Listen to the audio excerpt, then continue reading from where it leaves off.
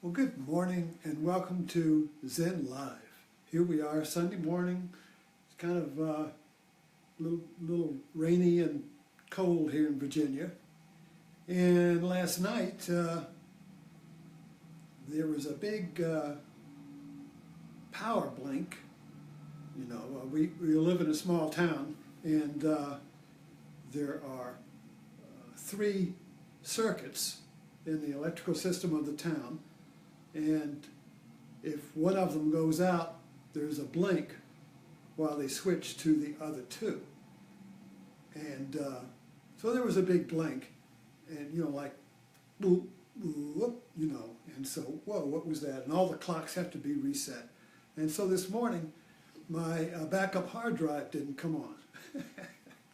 And there's that sinking feeling, oh my God, what did I have everything, what was on that thing? What am I going to lose? What have I lost? What have I lost, oh God. So then I played around with it and replugged it, and finally it came back alive and came on. And so now I'm going to, always have when you get through that, you always have the vow, well, I'm going to make sure everything is double backed up. So you're going to double back up.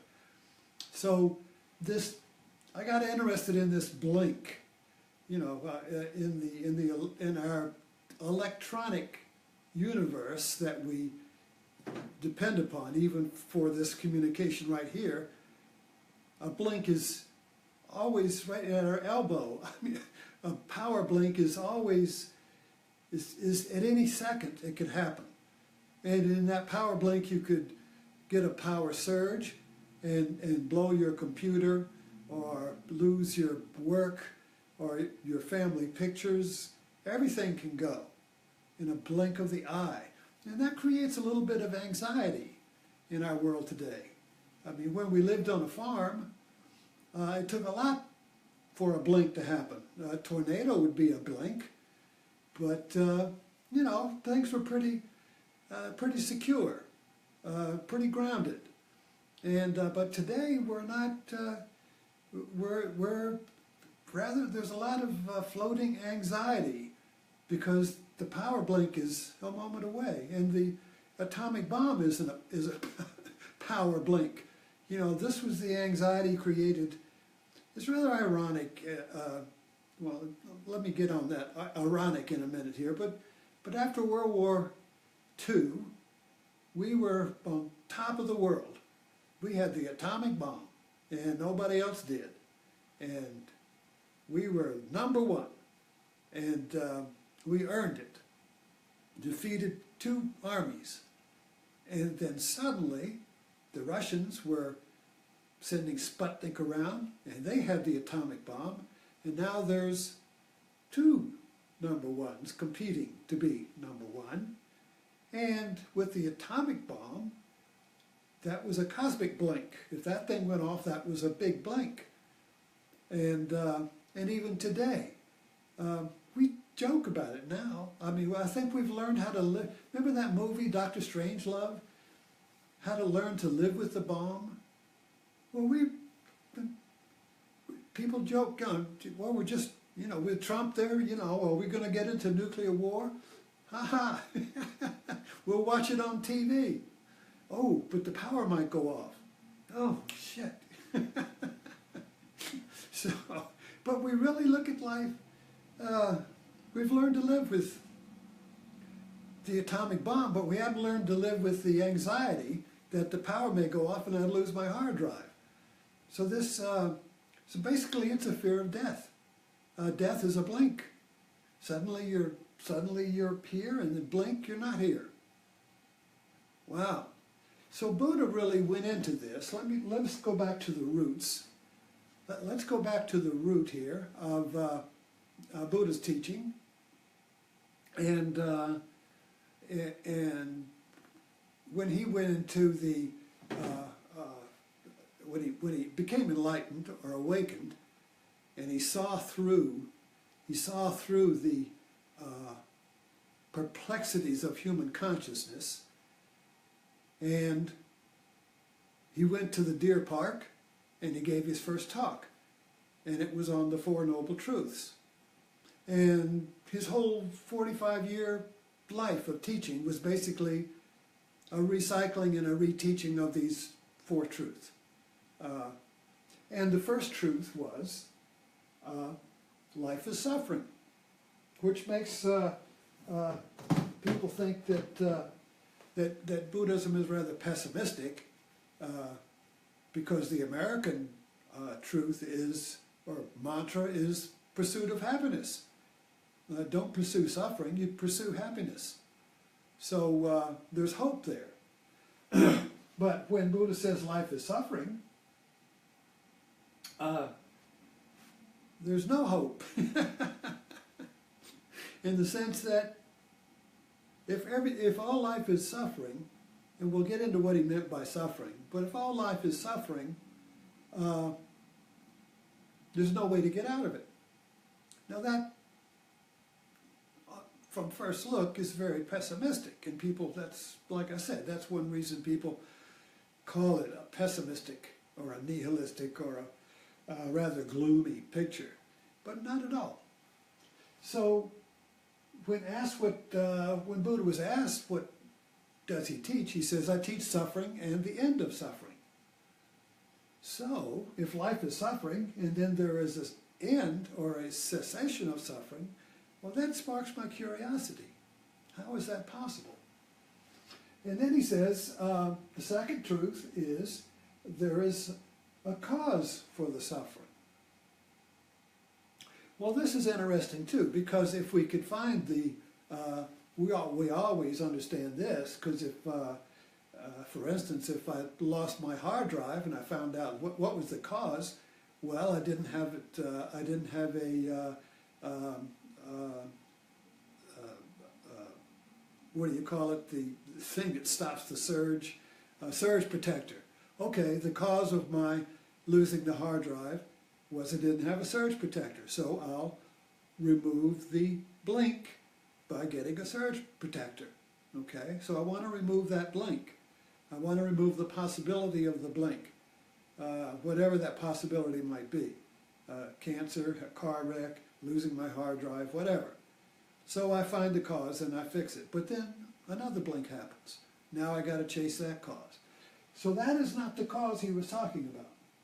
Because if he's talking about the end of suffering, he's talking about the not the end of the hard drive being blown out, but the end of the mental pain of the hard drive being, the mental pain of the blink, the fear of the blink.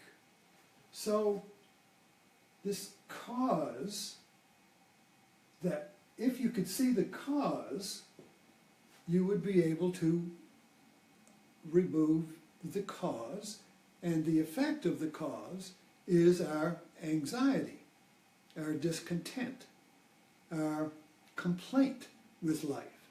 So the effect of the cause will be removed if you remove the cause. This is all logical. We think about this every day. And then the third noble truth is the end of suffering, or nirvana. So these three here work in, the three noble truths work in stage-specific levels. You can't get to the, you can't hop over the first two and get to the third. You have to go through the first, these three realizations. These are discoverable realizations, and the first one is that no matter what I do, I still lose. That there is no way to permanently end the blink. There's no way to permanently fix life so it is just happy all the time. There is no way to end the fluctuations of good and bad, up and down, in and out, happy, sad. It's like there's no way to end the ocean. There's no way to end the mountain and the valley. There's no way to end the roller coaster, you see. but the belief is, particularly in America, the belief is that we can pursue happiness, which is permanent, and we can end the loss and just have win. In fact, Trump ran on that. He said, you're just going to have win. No more loss. Everything, pursuit of win. Everybody win. We'll be sick of winning. You'll be so sick of winning, you see. Just win, win, win. No loss. Is that possible? You see? If this is win and this is loss, can you have that? That looks like a flat line to me. That looks like death to me in the hospital. Okay, you win. So we're looking at the realization that there is no such thing as win-win. Then we get into a change or a shift in where we're looking for the cause. Before the first noble truth and the realization that you can't have permanent happiness, then we're looking, as long as we believe that, we're looking for the cause of my unhappiness externally, in other people, in things, in the power, in the circuit, in the lightning strike, or my failure. I didn't back it up. Oh no, I did it. You see, either I did it, or somebody did it, and I'm to blame, or the town's to blame. So there's blame in this until we realize that life is suffering. Then there is no blame, because even the pleasure has pain in it. Even the desire to be free from pain has pain in it. So this all-pervasive pain or discontent, even when we're happy, there's something missing. When that is seen through, we move into the second truth, which is seeing the cause for it. And the cause, Buddha said, is craving to become. So craving to become, what does that mean? Well, it means I crave to be happy, or I crave to be better than I am, or I crave to be in another place where I'll be more complete, or I crave to be in another relationship where I'll be satisfied, or where I'll crave to be loved, or I crave to get a whole bunch of likes on Facebook, or I crave to never be discounted. Just this morning, so when I looked at my Facebook this morning and comments, and so last night I gave a talk on the Mockingbird song, and it was about basically, or was it yesterday morning? I forgot which one. Maybe it was yesterday morning that I talked about singing your song full-throated, like a mockingbird. And so a friend, or somebody I knew, a family friend, said, "Hey, dude, you're just thinking about this too much. You ought to just drink more gin." And so,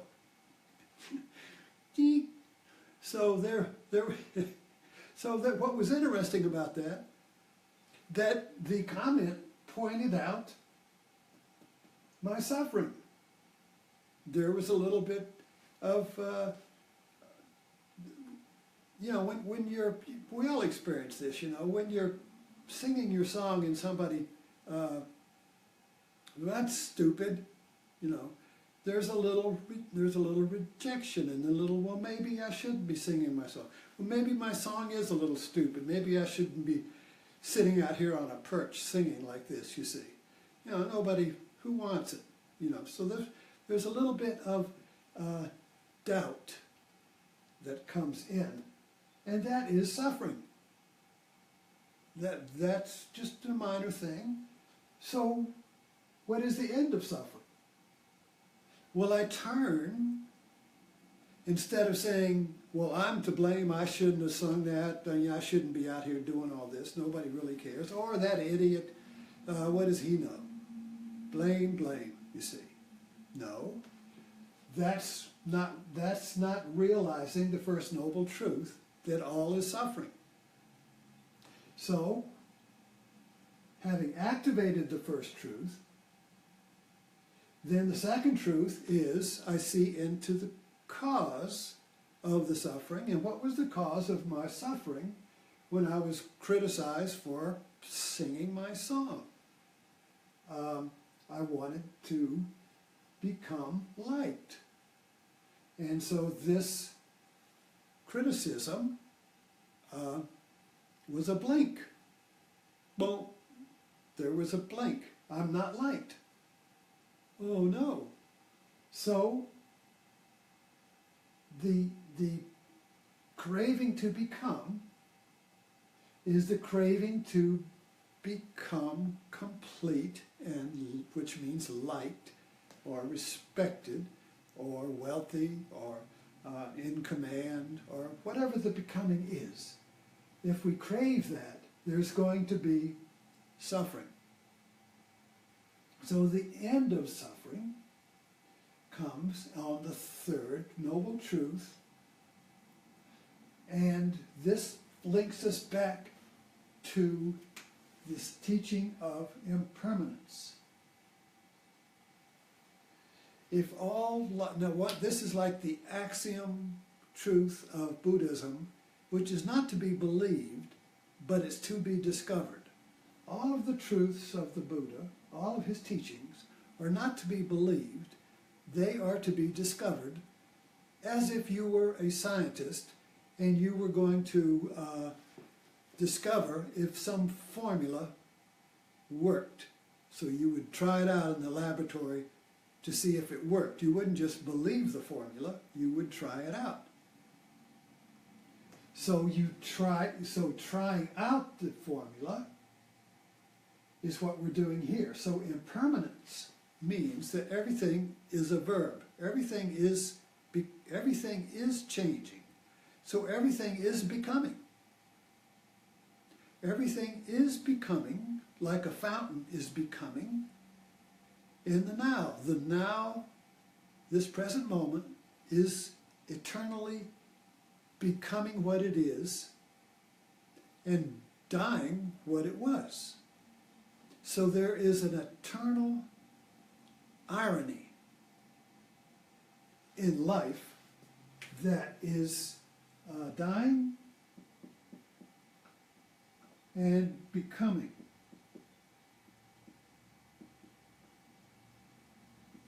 Okay? This is one, but two. So if everything is becoming, and now is becoming, if I crave to become something, am I not going against the becoming that is now? So in order to crave to be happy, I have to reject the now that is already becoming. So if I turn and just look at the suffering, that is the pain I just received now, and accept it, and just, well, how interesting that this comment created a pain. There was no, when you turn and look at the pain that you have to accept it. You can't look at anything that you refuse to look at. You can't be curious about anything if you refuse to look at it, if you turn away from it and face the future. I want to be out of here. I want to become happy. But I'm becoming pained. So if all is impermanent, there is no place to go. It's always right here. So I just turn and say, well, all right, let's just look at this curiosity of how this pain happened. And in the looking at the now, I become happy.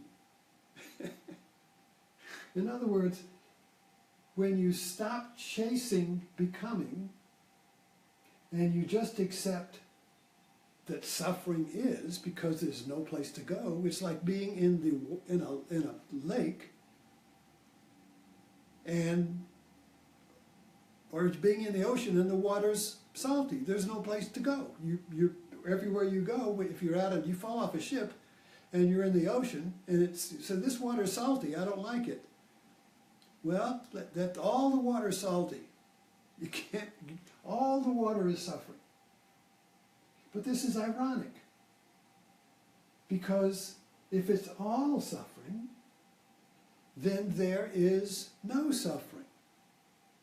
If everything were green, we'll end with this. If everything were the color green, you couldn't see green. You would need to have one spot of another color in order for green to happen.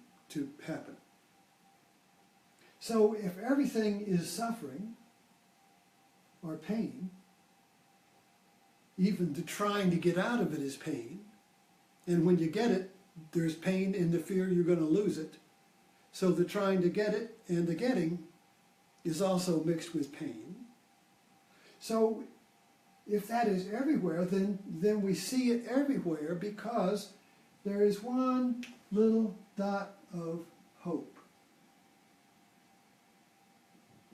So if I have one dot of hope that this isn't true, then I'm going to perceive and feel the suffering. But if there is no hope, if I really go through and see that all life is suffering, all life is pain, all life is dying, if I see that all life is loss, all life is dying, all life is life eating life, all of it, there's no escape, there's no hope, something happens. Something happens because the coin flips. Okay? The dying and the suffering becomes life. The dying becomes the song. The end becomes the beginning. The suffering becomes the joy. Everything flips when we go through this gateless gate, that everything is lost. So when we hit the bottom, really hit the bottom, and there's no hope, that becomes the irony, the gateless gate. So this is like catch-22, the gateless gate, the pathless path. The door, the gateless gate, see, is ironic. It's a gate, but it's not a gate. Is life death, or is it life? Is it this or that? No, it's both. But we can't see the positive until we see the total negative. So the total negative is the total positive. Anyway, I know this is very confusing, and I'm stumbling through it. So we'll pick up another idea tonight at Martini Live. Thanks for joining in.